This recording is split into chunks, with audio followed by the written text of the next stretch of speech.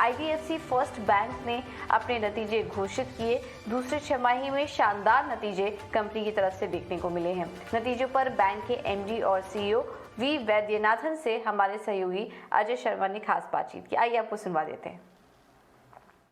एक बहुत important number जो रिलीज़ हुआ है बैंकिंग सेक्टर से, जिनका स्टॉक बहुत आउट परफॉर्म कर रहा है पिछले कुछ महीनों से, उनके मैनेजमेंट हमारे साथ जुड़ रहे हैं। हम बात कर रहे हैं आईडीएफसी फर्स्ट बैंक की। मिस्टर वी वैद्यनाथन जुड़े हुए। मिस्टर वैद्यनाथन, पहली बात तो बहुत बहुत हैप्पी दिवाली आपको, आपके शेयर होल्डर्स और हमारे व्यूअर्स की तरफ से, क्योंकि लास्ट कुछ क्वार्टर्स में जो मोमेंटम बना है, इनफैक्ट ये क्वार्टर भी हाईएस्ट एवर क्वार्टरली प्रॉफिट और 5th कंसेक्यूटिव प्रॉफिट ग्रोथ का क्वार्टर देख के एक बहुत अच्छी सी फीलिंग आ रही है शेयर होल्डर्स और व्यूअर्स में। लेकिन मैं आपसे आज की बातचीत इस बात पे करना चाहूँगा, लोगों के मन में ये सवाल आ रहा है कि आपकी जो कोर प्रॉफिटेबिलिटी है बैंक की, जो नेगेटिव से पॉजिटिव हो गई है, उसके पीछे के ड्राइवर्स क्या हैं और क्या ये सस्टेनेबल लगती है आपको? देखिए, अगर आप कोर प्रॉफिट देखें at the time of merger से लेकर वो लिटरली जीरो या नेगेटिव था, लेट मी से, और वहां से अभी लास्ट ईयर हमारे कोर प्रॉफिट 2744 करोड़ हो चुके थे इन FY22। हमने इसका गाइडेंस भी दिया आने वाले साल, इस साल 23 में, कि कम से कम it will be 50% more than FY22, and उसके आने वाले साल में भी हमें लगता है this will be strong improvement. I think base bank के जो फंडामेंटल हैं, जो फंडामेंटल यूनिट इकोनॉमिक्स हैं, वो बहुत ही स्ट्रॉन्ग है। राइट। मिस्टर वैद्यनाथन, ये दिवाली वैसे भी बहुत डिफरेंट है क्योंकि देश एक चमकता हुआ सितारा है पूरे विश्व में, बहुत ज़्यादा ग्लूम एंड डूम के बीच, ग्रोथ में, stable political leadership, corporate India की इतनी सुपीरियर अर्निंग्स, और ऐसे में आपने भी प्रॉमिस्ड ग्रोथ जो थी अपने शेयर होल्डर्स को डिलीवर की है, क्वार्टर एंड क्वार्टर हम देख रहे हैं। लेकिन अगर मैं आपसे कहूँ, आप बिजनेस लीडर हैं, बैंक के चेयरमैन हैं, इतनी सारी कंपनी से बात करते हैं, कि एक स्टेप बैक लेके अगर प्रॉफिट ऑन प्रॉफिट ग्रोथ के बियॉन्ड एक बिग पिक्चर व्यू दें, तो जो ग्रोथ आप अचीव कर रहे हैं, जो ट्रैजेक्टरी ली है बैंक ने 3 से 5 साल में, क्या साइज ऑफ द अपॉर्चुनिटी हमें नजर पे रखनी चाहिए और रेडार पे रखनी चाहिए?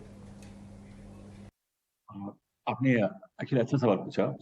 जो पहले मैं रिटेल की बात कर लूं, क्योंकि वो हमारा मेन लाइन ऑफ बिजनेस है, जिसमें हमारी एनपी भी बहुत कम है, और हमारा, तो उसमें क्या है कि जो आप होम लोन इंडिया में देखते हैं, कार लोन देखते हैं, कमर्शियल और इस तरह के आप लोन देखते हैं, personal loan, credit card etcetera, education loan वगैरह, जो पर्सनल कंजम्पशन की होती हैं, वो इंडिया में टोटल सबका ऐड किया जाए तो अबाउट 44 लाख करोड़ है।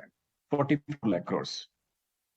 अभी इसी को अगर आप वो इंडिया की जीडीपी का करीब वो 17-18% है, क्योंकि इंडिया की जीडीपी 260 लाख करोड़ है।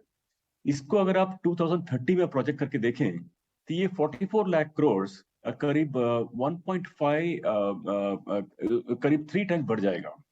तो इट इज अबाउट $600 बिलियन आज, वो बढ़ के करीब $1.5 ट्रिलियन हो जाएगा। तो मेरे कहने का मतलब है कि कम से कम 3 गुना देश का ही कंज्यूमर क्रेडिट बढ़ जाएगा। इतनी बड़ी अपॉर्चुनिटी है, और हमारा लगता है कि हमारा बैंक इस पोजीशन में बहुत स्ट्रांग है, क्योंकि हमने इसको 10 साल मैं कहूंगा रिसर्च एंड डेवलपमेंट किया है। इसमें हमारी ग्रोथ ट्रेजेक्टरी भी अच्छी है, 25% ईयर ऑन ईयर आ रहा है। तो this is our big opportunity. Right, growth की बात करें, एक और बात मन में आ रही, क्योंकि काफ़ी दिनों की पेशेंस टेस्ट करने के बाद आपका बैंक ज़बरदस्त तरीके से टर्न अराउंड हो गया, वो रिफ्लेक्टेड हो रहा है स्टॉक प्राइस से भी, बट काफ़ी पेशेंस टेस्ट की। लास्ट क्वार्टर मुझे याद है, जब मैं आपसे बात कर रहा था तो आपने ये बात कही थी कि पिक्चर अभी बाकी नहीं है, पिक्चर अभी शुरू हुई है, और 2 हमने धमाकेदार कुछ क्वार्टर्स देखे। यहाँ से ग्रोथ सस्टेन कौन से पिलर्स पे करेगी, अगर ये हमारे व्यूअर्स से और अपने शेयर होल्डर्स के साथ शेयर करें? मुझे वो कमेंट याद है जब कहा था कि पिक्चर अभी शुरू हुई है। अगर आप देखें इंडिया का ग्रोथ, मैंने आपको 7-8 ईयर्स का पिक्चर आपको बता दिया कि इंडिया का क्रेडिट मार्केट ही ट्रिपल हो जाएगा रिटेल क्रेडिट का। तो मैंने आपको बताया। दूसरा ये है कि जो हम अपॉर्चुनिटी देखते हैं, वो डिपॉजिट साइड में भी बहुत स्ट्रांग देखते हैं। हमने क्रेडिट की बात कर ली, मैं आपको डिपॉजिट का बता दूं। इंडिया का अगर आप 2010 से लेकर 2022 तक 12 साल का ट्रैक करें, तो डिपॉजिट मार्केट भी 10% कंपाउंड होता ही जा रहा है। तो अभी का जो डिपॉजिट मार्केट है, करीब 170 लाख करोड़ का मार्केट है, वो भी बढ़कर काफी बड़ा हो जाएगा अगले 10 साल में। तो मुझे लगता है कि हमारी बैंक में कुछ फंडामेंटल स्ट्रेंथ्स हैं। हमारे बैंक के फंडामेंटल स्ट्रेंथ ये है कि हमारे हमने फाउंडेशन बहुत अच्छी बनाई है। हमारे बैंक का फंडामेंटल स्ट्रेंथ ये है कि हमारे बैंकिंग प्रोडक्ट्स बहुत एथिकल हैं, बहुत कस्टमर फ्रेंडली हैं, कल्चर लोगों का बहुत अच्छा है। तो इस तरह के कॉर्पोरेट गवर्नेंस हमारे बैंक की बहुत अच्छी है। तो ये सब जो बेसिक फंडामेंटल बिल्डिंग ब्लॉक्स जो हैं, इन बिल्डिंग ब्लॉक्स पे आप अपॉर्चुनिटी को कंबाइन करें तो मुझे लगता है कि ये बहुत बड़ा गेम होने वाला है। राइट मिस्टर वैद्यनाथन, एक आखिरी सवाल, आपके जो इस समय कॉम्पोजिशन है, आपकी प्रॉफिट ग्रोथ सॉलिड चल रही है, कोर प्रॉफिटेबिलिटी आ गई है, उसका जो कॉम्पोजिशन है अगर आप वो शेयर करें कि लेंडिंग बिजनेस से और लेंडिंग में विद इन रिटेल में भी एमएसएमई में कैसी आ रही है, फी बेस्ड इनकम कैसी आ रही है, और ये कॉम्पोजिशन, ये पाए कैसे आपको नजर आता है नेक्स्ट 3 to 5 ईयर्स में पाए कैसा बनेगा? देखिए, हमारे बैंक में जो कोर प्रॉफिट हमने जो पिछले साल का बताया 2744, जो मैं कह रहा हूँ इस साल 50% बढ़ेगा। इसमें डिस्पाइट जो प्रॉफिट आप देख रहे हैं, इसमें 2-3 कंपोनेंट हैं जो इसको मैं कह रहा हूँ कम कर रही हैं। एक तो हमने क्रेडिट कार्ड का बिजनेस लॉन्च किया, उसमें हमारा अभी नेगेटिव चल रहा है, प्रॉफिट हो जाएगा। दूसरा हमारे पास करीब 22-23,000 करोड़ का जो प्री मर्जर जो बोरिंग है वो चल रहा है, जिसमें हम 8.8% दे रहे हैं, उसको हम रिप्लेस कर देंगे आजकल के कासा डिपॉजिट से। तो उसमें करीब 3% ऑन 23,000 करोड़ अपने को बैंक को फायदा होगा। फिर तीसरा एक बहुत बड़ा फायदा है कि जो हम ब्रांचेस में एटीएम में इन्वेस्टमेंट कर रहे हैं, उसकी प्रॉफिटेबिलिटी आ जाएगी, अभी वो नेगेटिव में है। तो ये जो मैं आपको बता रहा हूँ, जो प्रॉफिट अभी आप देख रहे हैं, इसमें 3 ये स्पेसिफिक आइटम है जो एक्चुअली पुल बैक कर रही हैं। तो आपने कंपोजिशन मांगा, तो मैं ये कहूँ कि जब ये तीनों आइटम जब पॉजिटिव हो जाएंगे, तो बैंक का, मुझे तो लगता है कि बैंक का प्रॉफिट बहुत अच्छा होगा। आपने पिछले 3 साल का ट्रेंड देखा है। तो मैं दिवाली के टाइम पे मैं आपके लोगों को गुड विशेस देते हुए ये भी कहूंगा कि मेरे को नहीं लगता कि आपको कोई डिसअपॉइंटमेंट आएगी। राइट एक आखिरी सवाल मिस्टर वैद्यनाथन, बहुत अच्छे परफॉर्मेंस का एक कॉस्ट भी होता है, हाइटेंड एक्सपेक्टेशंस। इनफैक्ट अगर आप लास्ट कुछ हफ्तों और मंथ से अगर आप देखें, जो इन्वेस्टर परसेप्शन है आपके बैंक के स्टॉक प्राइस की तरफ, उसमें एक 360 डिग्री चेंज आया, एक पूरा यू टर्न।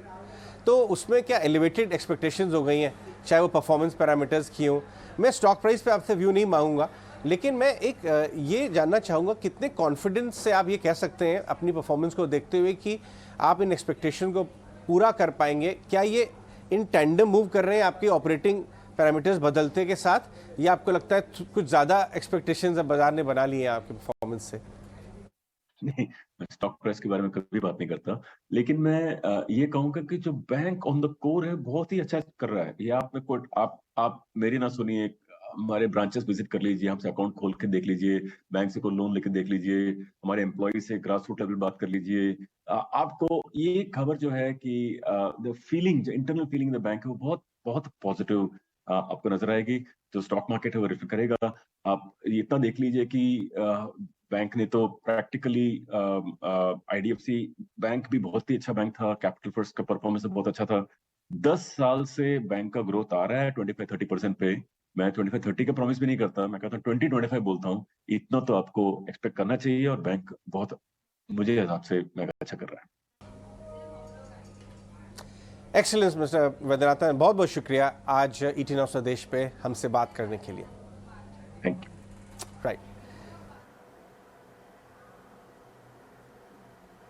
बिल्कुल, तो ये थे आईडीएफसी फर्स्ट बैंक के मैनेजमेंट। नतीजे काफ़ी शानदार थे। मुनाफा देखिए करीब 4 गुना बढ़ा। कोर प्रॉफिट जो ऑपरेटिंग प्रॉफिट है वहां पर करीब 80% की ग्रोथ हुई। नतीजों के पहले स्टॉक में अच्छी तेजी आई थी, उसके बाद मुनाफा वसूली हावी है और आज भी करीब 3% नीचे स्टॉक कारोबार कर रहा है। कंपनी के ग्रोथ आउटलुक पर मैनेजमेंट हमसे बात करते हुए